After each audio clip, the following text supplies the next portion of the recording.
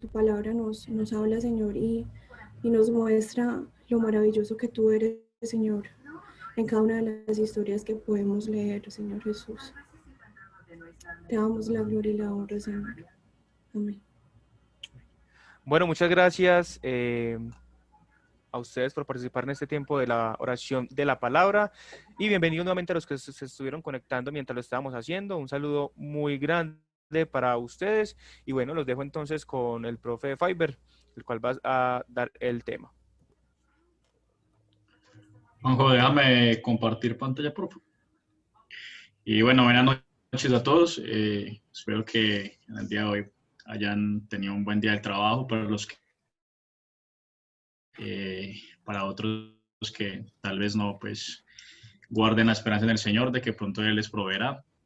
Y les pido que hoy estén bien atentos porque hoy vamos a tocar un tema que es la parte de la observación. Es un ejercicio que ustedes ya venían haciendo a través del libro de Jonás, ¿sí? Que realmente esa fue la tarea. Entonces hoy vamos a abarcar esa parte de la observación y qué es lo que tenemos que tener en cuenta para empezar a tratar de leer y de entender lo que dice la escritura. ¿Listo? Entonces les voy a compartir por acá pantalla. ¿Me escuchan bien? ¿Suena bien? ¿Sí? Sí, estamos bien. Entonces por acá voy a compartir pantalla.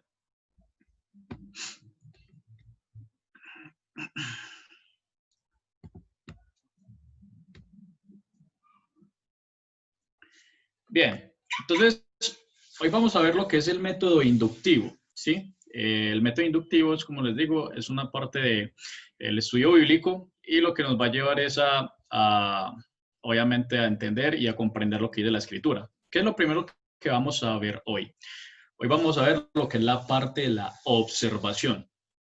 Y como le dice allí, observar es mirar detenidamente, es percibir, es indagar, es escudriñar meticulosamente lo que dice la Biblia, ¿sí? En la parte de la observación, mis queridos pupilos, en ningún momento podemos llegar a interpretar, ¿sí? Solamente vamos a mirar, solamente vamos a observar, simplemente vamos a leer lo que el texto nos está diciendo literalmente, sin llegar a interpretar. Bien, entonces eso es lo que primero nosotros tenemos que hacer para poder abarcar cualquier tipo de la Biblia, la observación, el leer detenidamente, ¿sí?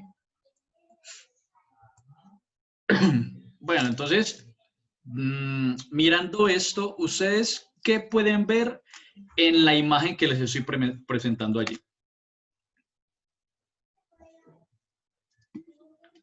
Día 1. Una casa. Una casa. ¿Y qué podemos ver más de la casa?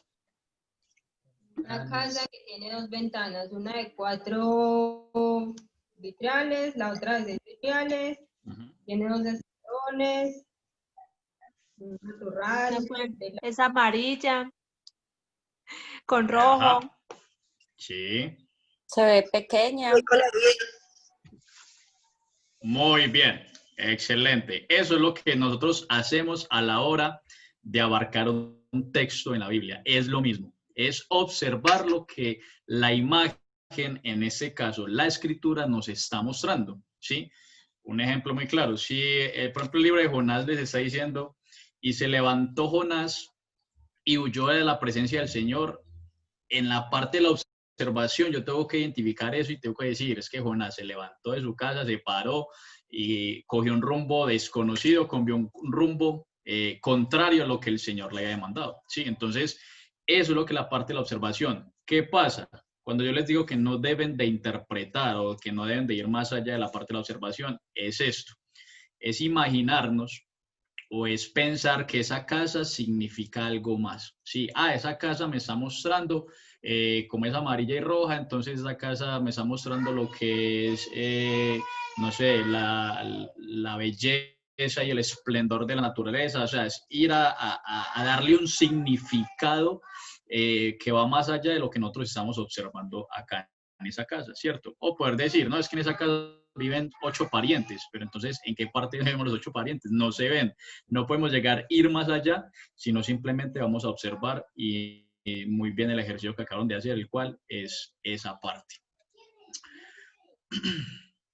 Entonces, ¿qué es lo que tenemos que tener en cuenta para poder tener una buena observación del texto? Primero tenemos que tener la visión de personajes, el poder analizar qué personajes hay dentro de la historia, ¿sí? En casi todos los libros de la Biblia, los personajes que más se desarrollan son Dios y, bueno, hablando del Antiguo Testamento, es Dios y el profeta casi siempre, o Dios y el sacerdote, o Dios y el líder, el cual él llama, ¿sí? Esos serían los personajes principales como tal. Los personajes secundarios, que nosotros también tenemos que mirar y tenemos que analizar cómo actúan, cómo hablan, cómo se desarrollan dentro de la historia, son personajes que, como dice el mismo título, son secundarios, son personas que no están en toda la historia, pero que sí hacen parte del recuento que están haciendo. Un ejemplo les doy, por ejemplo, en los evangelios, los personajes principales, algunas veces es Jesús, siempre es Jesús, y otras veces son sus discípulos, ¿sí? Algunas veces aparece Pedro, otras veces aparece Zebedeo, otras veces aparece Tomás, pero esos personajes secundarios vendría siendo, por ejemplo, la multitud, vendrían siendo las personas que él sana y que a veces no son nombradas, vendrían siendo las personas que él liberta, o vendría siendo muchas veces también a veces los fariseos y los publicanos que van en contra de su ministerio, que dicen algunos diálogos, pero que no abarcan la totalidad de la historia como tal, ¿sí? Y obviamente esos personajes antagónicos, esos personajes que van en contra de lo que Dios ha dicho, lo que el mismo texto quiere reflejar. Volviendo al caso de los evangelios, los personajes antagónicos para Jesús y para la historia obviamente son los fariseos. ¿Por qué? Porque ellos hacen lo contrario, tratan de contrarrestar el ministerio de Jesús, ¿sí? Y si vamos a la parte histórica, obviamente los fariseos, los saduceos, los escribas, todas esas personas que se levantaron en contra del ministerio de Jesús, entonces son los personajes que van en contra, son los personajes malos. Por ejemplo, viendo en el Antiguo Testamento, ustedes recuerdan, por ejemplo, la historia creo que es Naamán, que es un personaje malo dentro de la historia creo que es de Ruth, ¿sí? No es dentro de la historia de Ruth, es la de Esther, ¿sí? De Esther. Es un personaje malo. Él quiere siempre ridiculizar al pueblo de Dios, siempre quiere esclavizar y asesinar al pueblo de Dios. Entonces, miramos que es un personaje antagónico a lo que Dios está hablando allí, ¿sí? ¿Qué tenemos que tener también en cuenta? Los verbos. ¿Por qué los verbos? Porque los verbos muestran las acciones de los personajes, ¿sí? ¿Qué verbos podemos encontrar en la Biblia? Infinidades de verbos. Caminar, levantarse, hablar, predicar, profetizar, dormir, ¿sí? Por ejemplo, dentro de Jonás está levantarse, dormir, no sé, ustedes saben que dentro de la gramática los verbos son todos los que terminan en ar, ir, ¿cierto? Entonces, tenemos que tener en cuenta esos verbos y la forma como están conjugados, si están en presente, si están en pasado, si están en futuro, que eso obviamente le da un sentido a nuestra historia o le da un sentido a lo que estamos leyendo, cualquier texto en la Biblia, ¿sí? También tenemos que tener en cuenta lo que son las palabras y las frases que se repiten. ¿Por qué tenemos que tener en cuenta esa parte? Porque cuando en la palabra de Dios, cuando en la Biblia hay frases o palabras que se están repitiendo, es porque hay allí un énfasis que está tratando el autor de que aquel que lea, aquel que esté atento a la escritura, pueda tenerlo en cuenta y pueda observar ese argumento que él está planteando, ¿sí? Esas palabras o frases muchas veces son indicios del argumento o tratan de llevar un hilo conductor del argumento que el autor está dando. Les doy un ejemplo. Primera de Juan repite mucho la palabra amar, ¿sí? Juan en ese texto, en esa carta, Juan siempre está repitiendo: amen a los otros, amen a sus hermanos, amen a Dios, amen de esta manera. Aquel que ama, aquel que dice que obedece a Dios, ama como él amó. Entonces, todas esas palabras que se repiten, amar, amar, amar, amar, amar, amar, amar, en la primera carta de Juan, es un indicio del cual nos está hablando de que todo el argumento de Juan se basa o se centra en la parte del amor y cómo ese amor del cristiano se tiene que reflejar primeramente hacia Dios, segundo obviamente hacia nosotros mismos y tercero hacia los demás, ¿sí? Entonces esas palabras y esas frases que se repiten son importantes tenerlas en cuenta y es bueno que ustedes rayen esa Biblia, goces en esa lectura, no pasen desapercibido todas esas noticas que les estamos acá compartiendo, porque eso les va a ayudar a entender qué es lo que están leyendo, ¿sí? ¿Cómo vamos? ¿Vamos bien hasta ahí? Sí. Que no lo alcanzo a ver a todos. Sí, Sí, vamos bien. Excelente. Tengo una duda. Que sea corta, dígala, Jessica. Cuando en algún la palabra no es porque presentando una ausencia de algo, por ejemplo, como el que dice en Juan, se está hablando mucho del amor, no es que el público al que se está dirigiendo le está faltando esa acción como tal. Jess, ¿me puedes repetir otra pregunta que al principio se te entrecortó mucho, entonces no te entendí bien? Mira, yo quisiera saber si en ciertos textos, cuando se repite mucho una palabra, Sí. no es enfatizando la ausencia de la palabra como tal. Por ejemplo, como el que dice de Juan, él habla mucho del amor. ¿No sería que el público que se está dirigiendo es porque le falta eso exactamente? Y la repite constantemente como para resaltar esa ausencia. No es que tanto, no es que sea ausente en el público, sino que dentro de la carta de Juan hay dos públicos, ¿sí? Hay uno que son los creyentes y hay otro que son falsos maestros. Entonces Juan, en cierto sentido, al recordarles a los creyentes que aquellos que amen a sus hermanos o que esta vaina del amor, que la iglesia lo recuerde, es porque él en pocas palabras está diciendo los que son o los que no son creyentes, aquellos que son falsos maestros, no aman a sus hermanos, no aman a Cristo y no están amando a la iglesia, sino que aman las cosas del mundo, aman lo que Dios les desagrada y aman sus propios pensamientos o ideologías. Entonces, miramos que esa palabra y que se repite tanto es porque Juan está haciendo es un contraste. Y eso ahorita lo vamos a ver en un taller que tenemos referente a algunas partes y que obviamente ahorita también acá en esta parte lo voy a explicar. Pero entonces, cuando una palabra en sí se repite, cuando el autor está repitiendo una palabra, quédense por el momento de que presten atención, que eso les despierte a ustedes una alarma de que esa palabra que tantas veces que se repite hace parte o es una parte importantísima del argumento que el autor está dando.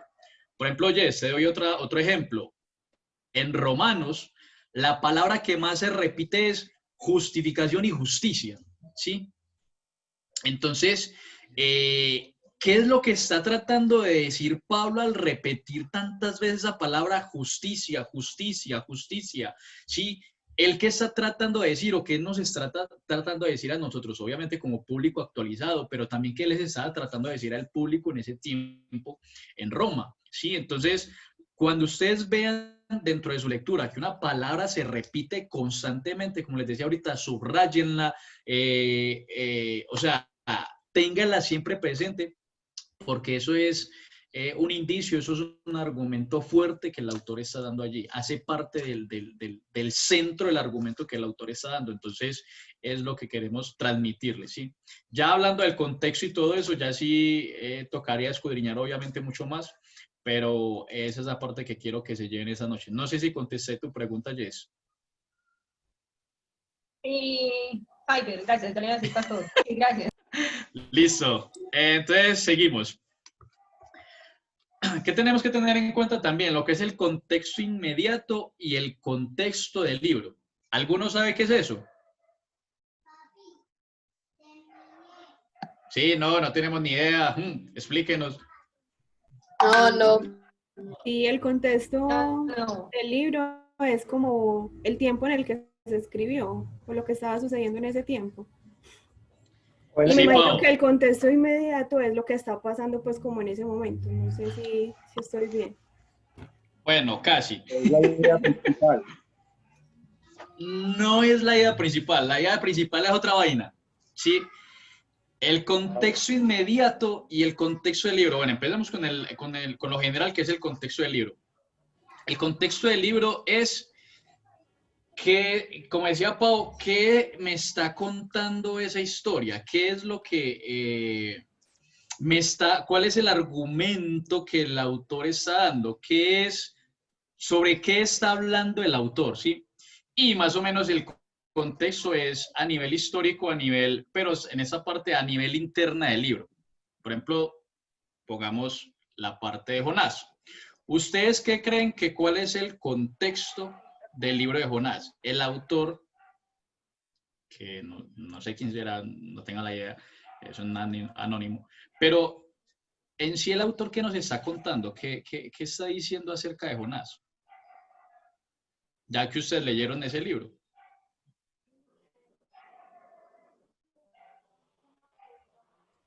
Sobre Algo, Jonás. sí, algo pequeño sobre el libro de Jonás. ¿Qué Pues, nos podrías decir, Nanis?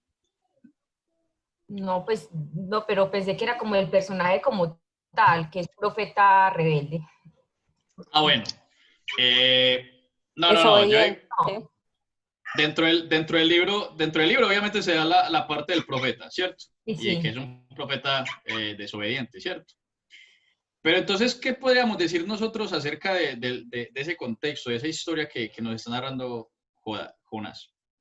Que Dios quiere hacer cumplir su propósito. Ajá. Entonces, ¿cómo?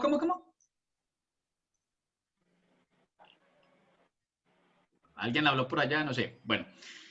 Ok, entonces, para que entendamos más específicamente, el contexto del libro es acerca de lo que el autor me está hablando, ¿sí? Y, como decía Pau, es en qué situación se encuentra el libro, el por qué lo escribieron, cuál es la razón, ¿sí? ¿Cuál es la historia detrás de ese libro? Del por qué nos están hablando acerca de Jonás. Mire que Jonás nos está hablando de un pueblo de Nínive, nos está hablando del pueblo, de la representación del pueblo de Israel a través del profeta de Jonás, ¿sí? Y vemos que allí hay un contexto, hay una historia detrás del libro, que muchas veces el libro mismo nos la da, ¿sí? Otras veces no. Les doy un ejemplo más asertivo.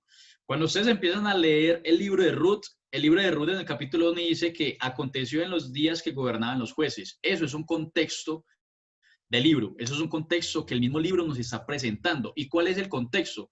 Es que este libro, en ese tiempo que fue escrito, estaban los jueces gobernando. Entonces, a nosotros, a raíz de eso, podríamos investigar y podríamos decir que en el tiempo de los jueces, Israel estaba completamente en idolatría, Israel estaba completamente desordenada, no estaba obedeciendo a Dios, etc. Entonces, eso es el contexto que se da en el libro y que el mismo libro de Ruth nos lo está planteando. ¿Sí? Que hay hambruna, porque miramos que Elimelech se fue de Israel, se fue de Belén porque había hambruna. Entonces, eso hace parte del contexto. ¿Sí? Es la historia, la situación que el autor está escribiendo, ¿sí? El ambiente en el cual el autor está escribiendo. Entonces, es el contexto del libro. Y el contexto inmediato es lo que nosotros estamos leyendo en determinado capítulo. Si estamos leyendo, por ejemplo, el capítulo 1, el contexto inmediato de nosotros sería, por ejemplo, si estamos leyendo el capítulo 1, versículo 1, el versículo 6, nuestro contexto inmediato sería del 6 en adelante. Fay, no le escuché bien. ¿Desde dónde no me escuchaste bien?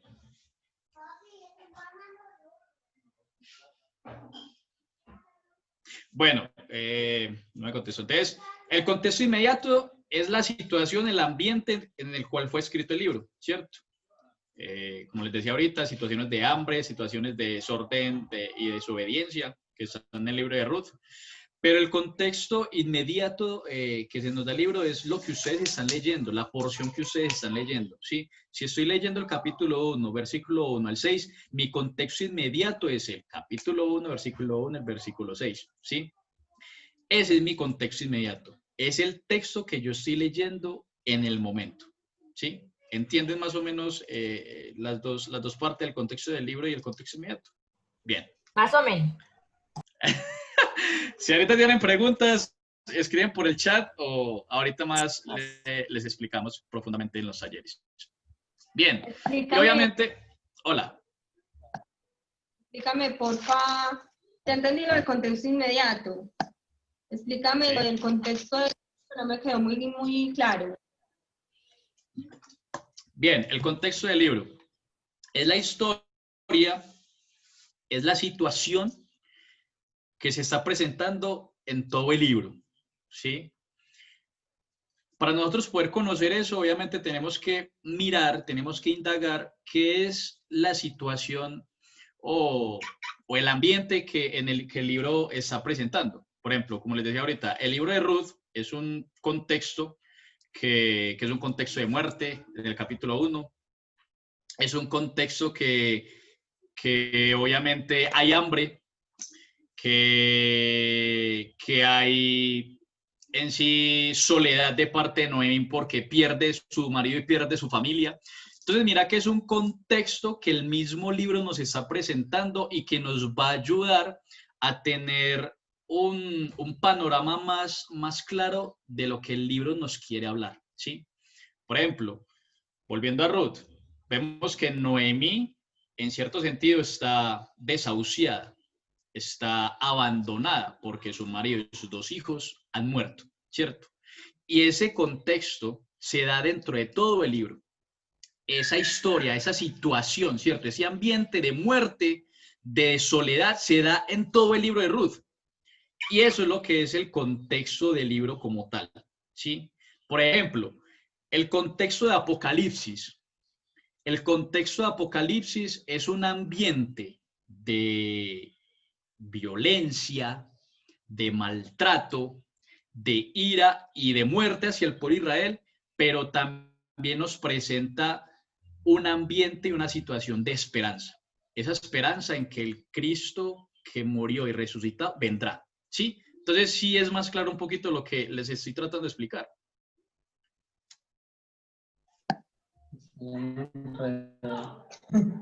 Sí, yo ya lo tengo un poco claro. En pocas palabras, muchachos, ahí para apoyar un poco a Valverde, son los temas principales que el libro mismo nos está argumentando, ¿sí? Son los temas, situaciones, problemáticas que el texto está desarrollando, ¿sí? Es el tema general que desarrolla el libro y en medio de ese tema hay unos subtemas, ¿sí? Que es lo que más o menos hicieron ustedes en la clase, en la tarea de Jonás. Es identificar cuáles son los temas principales y cuáles son los secundarios. Ese es el contexto del libro. Gracias, Oswald. Por último, tenemos lo que... Hola. Una última pregunta. Entonces, en el contexto del libro está incluido el contexto inmediato. Sí, señor. Sí, claro. Listo. Claro. Bueno, por último tenemos lo que son las imágenes. Cuando nos referimos a imágenes es porque a veces el libro nos va a presentar algunas comparaciones, ¿sí? A veces, por ejemplo, los creyentes nos comparan con ovejas. Jesús en algunos salmos, o bueno, Dios en algunos salmos se presenta como el buen pastor. Jesús se presenta como la vid verdadera. Entonces, todo eso son imágenes que nosotros a la hora de leerlo tenemos que tenerlas en cuenta porque obviamente eso va, o eso tiene un significado detrás de todo lo que él está planteando, detrás de lo que el autor está planteando. Bien, sigamos. Obviamente también la parte de los lugares hay que tenerlos en cuenta. Por ejemplo, en el libro de Ruth está el lugar como Belén, está como lugares como Moab, ¿sí? El desierto de Tal, en el río Jordán. Todos esos lugares hay que identificarlos y obviamente tenerlos allí en cuenta porque son los lugares en donde se desarrollan esas situaciones, esas problemáticas que obviamente nos van a ayudar a tener un poquito más de panorama al leer el texto.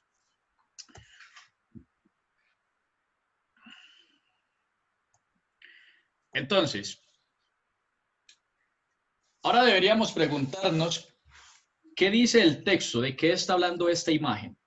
¿Qué podríamos decir cortamente de una sola persona? ¿Qué está hablando esa imagen?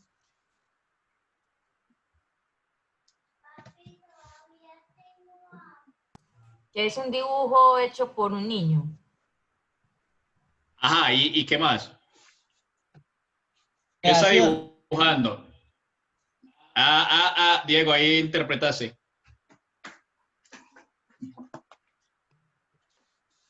Es observar nada más. ¿Qué hay dentro del dibujo? Una casa campestre. Una casa, sí.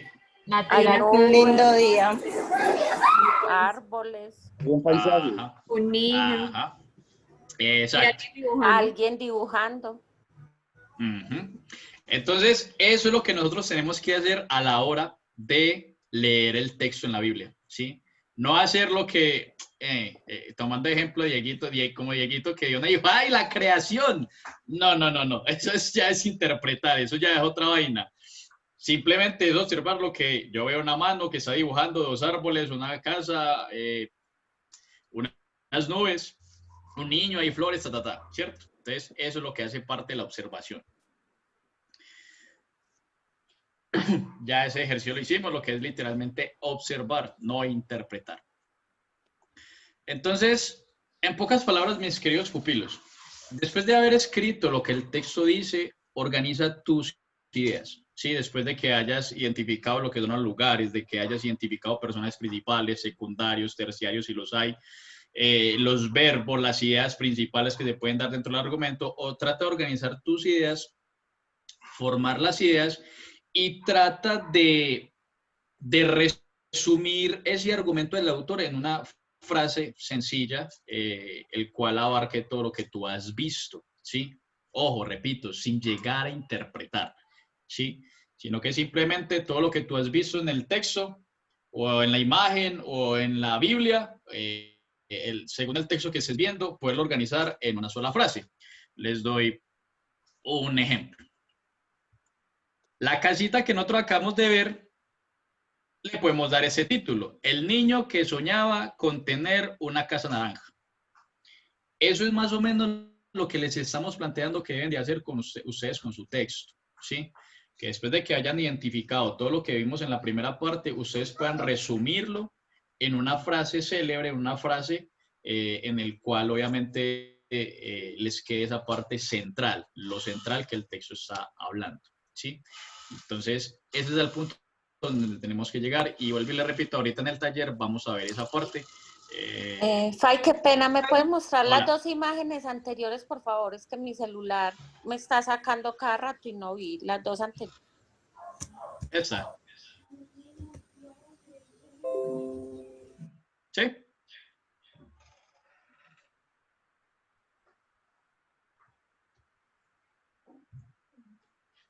Bien. Piper, qué pena, es que escribí. Hola. Tan amable para que le den ingreso a Nicole. Listo. Piper, y la anterior a esta, que le tomo pantalla y ya. Anterior a esta. Esta. Sí, espera.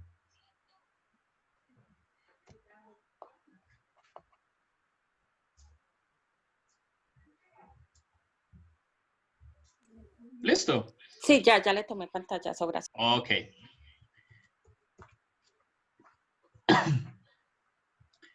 Entonces, en resumidas cuentas, ¿qué más debemos de hacer?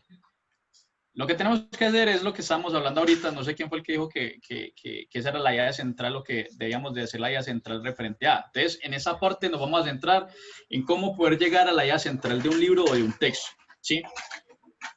Como primero tenemos que observar el contexto histórico y cultural. Vuelvo y le repito, es solamente observación. Si el libro nos arroja esos contextos históricos y culturales, los podemos tener en cuenta. Si no los arroja, pues obviamente no podemos ir más allá de lo que el mismo texto nos está concediendo. Vuelvo y repito, el ejemplo de Ruth, un contexto histórico es que ellos estaban en el tiempo de los jueces y un contexto cultural es más o menos lo que a Noemí expresa. No tengo marido, estoy en soledad, estoy desahuciada, no tengo sustento, tengo que volver a mi tierra, ¿sí? Eso es un contexto más o menos cultural del cual en ese tiempo la mujer, si no tenía su marido, era una desechable, era completamente una indigente porque no tenía quien la representara delante de la sociedad. Es un aspecto cultural, ¿sí? Lo segundo que tenemos que hacer es observar el contexto literario. El contexto literario es simplemente lo que es.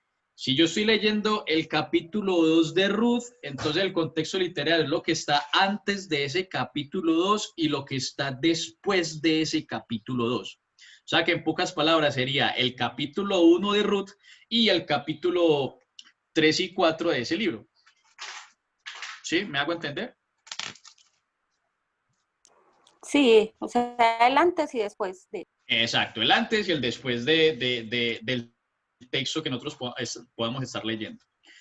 Lo tercero que tenemos que hacer es observar al detalle el pasaje a estudiar y ya como lo observamos según las pautas que vimos en la primera diapositiva, ¿sí? Eso es claro que es lo que tenemos que hacer. Entonces, esas tres pauticas es lo que tenemos que tener en cuenta para poder llegar o abarcar una idea central. Ay, Faber, ¿me pone la diapositiva anterior, porfa? Eta. Sí, gracias. Está yendo como un poquito rápido. Es que... Y uno copiando.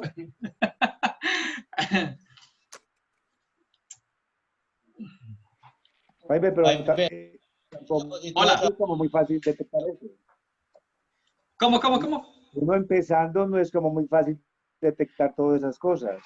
Claro, don Juan, Juan Guillermo, sino que por eso es que tenemos que tener mucho cuidado a la hora de observar el texto, porque esa observación es lo que nos va a llevar a hacer esta vaina, a poder llegar a tener una idea clara, una idea central de lo que estamos leyendo, ¿sí?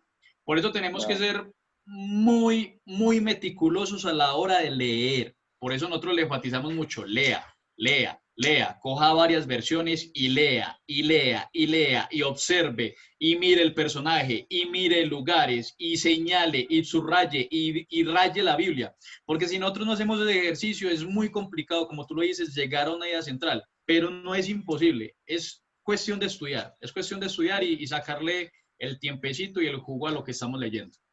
Ok. Listo. ¿Qué más? Nada. Vamos bien. Hola. Va a mandar esas diapositivas a los correos. Sí, claro, yo ahorita se los comparto uno por el grupo si quieren. Ok, gracias. Con gusto. Entonces, como les decía ahorita, hay un contexto histórico y esto nos los tiene que arrojar, como estamos en la parte de la observación, esto nos lo tiene que arrojar el mismo libro, el autor, los destinatarios y circunstancias.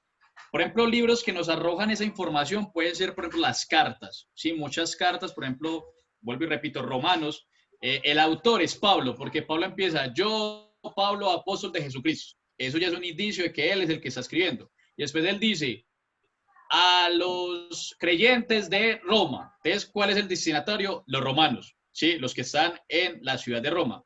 Y circunstancias, porque es que yo vengo a ustedes con el deseo de compartirles el evangelio de Jesucristo.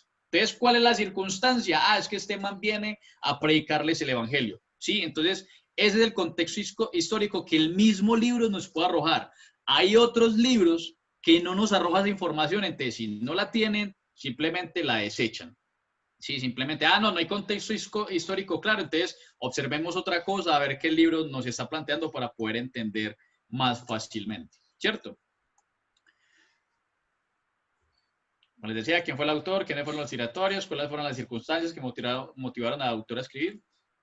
Y obviamente cuál es el periodo de la historia, pero esa parte del periodo de la historia de Israel o el cristianismo, no nos metamos todavía en esa parte, porque estamos ahorita es mirando los indicios internos, lo que el mismo libro nos arroja, sin ir a investigar ni comentarios, ni otras herramientas, solamente el leer la palabra del Señor, ¿cierto?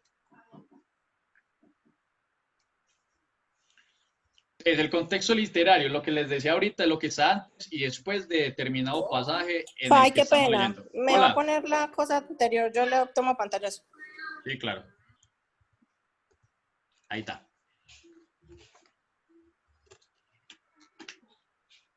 Gracias. Un gusto. Entonces, el contexto literario es eso, lo que está antes y después del libro, o del texto que nosotros estamos leyendo. ¿Sí? Lo que tenemos que tener en cuenta en ese contexto literario del libro es en qué testamento está, si está en el Nuevo o en el Antiguo Testamento, en qué sección de obviamente la parte de la Biblia está, si está en el Pentateuco, que son los primeros 5 libros de la Biblia, si están en los Evangelios, que son los 4 primeros libros del Nuevo Testamento, si están en las cartas paulinas, si están en las cartas juaninas, si están en los profetas. Entonces hay que tener en cuenta esa vaina, ¿sí? Y obviamente cuál es el género principal del libro. Vuelvo y le repito, eso todavía no me lo toquen, yo los tengo ahí, pero todavía no me lo toquen porque eso, la observación como tal, no nos la arroja. Eso tenemos que llevarlo a investigar. Obviamente esa parte del género literario del libro, tenemos que ir a investigar a otras fuentes. Entonces, olvídense, tachen esa parte de cuál es el género literario principal del libro, ¿sí? Eso lo vamos a ir bien desarrollando después. Contexto literario del pasaje. ¿Dónde termina y dónde comienza el pasaje? Lo que les decía ahorita. ¿Qué factores me indican el comienzo y el fin? ¿Sí? Si hay cambios de personajes, si hay cambio de temas, si hay cambio de tiempo, etcétera. Eso es lo que más o menos nos ayudan a dividir las secciones de nuestro texto, ¿sí? ¿Qué pasajes hay antes de este y cómo se relacionan? Por ejemplo, si vamos a los evangelios, hay una sección de los evangelios, en cualquier evangelio, sobre todo en Mateo y en Lucas, en donde se desarrollan un montón de parábolas. Entonces, mirar qué es lo que el autor nos está tratando de enseñar en esa sección de parábolas y qué es lo que están después de esas parábolas, que también obviamente nos va a ayudar a tener mucha más fuerza en el libro. Y cuál es el tema de todo el capítulo o sección, ¿sí? Y eso es lo más o menos el ejercicio que ustedes hicieron con Jonás, que nosotros le mandamos, lean el primer capítulo, el capítulo 2, el capítulo 3, el capítulo 4 y denle un título o un tema específico a cada capítulo, ¿sí? Entonces, eso es lo que hay que hacer. Entonces, resumiendo un poco, la observación detallada del pasaje es que nosotros tenemos que leer varias veces el pasaje, eso ya ustedes lo hicieron, leer el pasaje en varias versiones, ya también lo hicieron, eso hace parte de la observación. ¿Cuál es lo que hoy sí vamos a hacer en el taller? Es cómo vamos a dividir secciones de los pasajes, cómo dividir el libro, ¿sí? En varias secciones. Obviamente ustedes trataron de hacerlo y ahorita vamos a revisar esa vaina, pero hoy vamos a aprender también eso en el taller. ¿Y cuáles son las ideas principales y secundarias que se desarrollan dentro del libro? Ayber, una pregunta. Hola. Una pregunta muy boba, pero las secciones que ya están en la Biblia, o sea, que ya están ahí definidas, ¿se puede decir que son esas o uno puede hacer secciones diferentes? Sí, Nanis, esas son secciones que la Biblia o los autores, o los que escriben la Biblia nos arrojan, pero que es bueno que ustedes puedan delimitar y puedan darle sus propios títulos o sus propias ideas. Obviamente no salirse a decir una herejía o a decir lo que no está diciendo, pero lo que los estamos aventurando es a que nosotros mismos podamos darle esa idea o ese título a nuestro parecer, a lo que nosotros podamos entender y a lo que el Señor nos está leyendo, ¿sí? Vuelvo y repito, sin ir a desviarnos del mensaje principal de lo que el libro nos está arrojando. Por ejemplo, nosotros en el instituto lo que nos ponían a hacer, o lo que nos colocaban a hacer era colocar cinticas o tachar los títulos que la Biblia o las divisiones que la Biblia ya tiene, para que nosotros podamos ir leyendo y poder realizar ese trabajo, esa actividad de ir subdividiendo y de ir planteando nuestros propios temas, ¿sí? Entonces, lo que tenemos que tener en cuenta es que se repite en el texto, las comparaciones y contrastes si hay, que eso vuelvo y le repito, ahorita lo vamos a ver en el taller, y es bueno que tengan eso, tomen en pantallazo a todos estos pasos, que es el resumen de todo lo que yo he venido hablando. Y nosotros obviamente ahorita yo ahorita les comparto estas diapositivas para que ustedes las puedan tener y obviamente puedan realizar las tareas que nosotros les vamos a dejar o puedan seguir leyendo la Biblia de esta manera como nosotros les estamos tratando de enseñar para que puedan tener argumentos y ideas claras referente a la lectura, ¿sí? Esos 8, no lo quite. Esos 8 es de cómo conseguir la idea central, ¿cierto? Que es lo que estamos hablando. De cómo observar y cómo llegar a la idea central. Ajá. Gracias. Listo. Y acá hay otras cuantas. Listo. Vuelvo y repito. Yo les paso esas diapositivas. No se preocupen. Presten más atención a algunos tips que les estamos dando. Pero lo interesante de todo eso es lo que vamos a hacer ya, el cual es el taller. Y allí sí pueden preguntar y hacer un montón de cosas que no pudieron hacer durante la presentación. Entonces, mis hermanos, espero que les haya quedado un poquito claro y ya los dejo acá con mi hermano Osvaldo. Chanfle.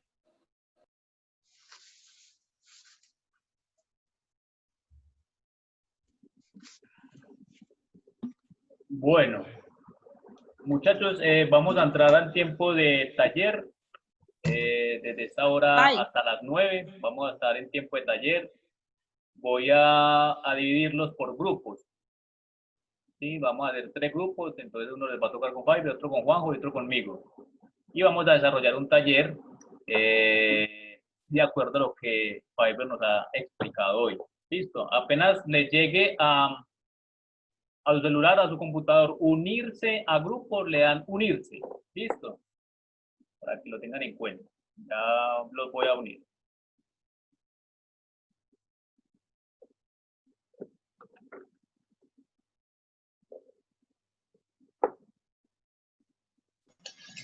Valde, de pronto refuerza un poquito como lo que acabas de decir a todos, pues les va a aparecer en la pantalla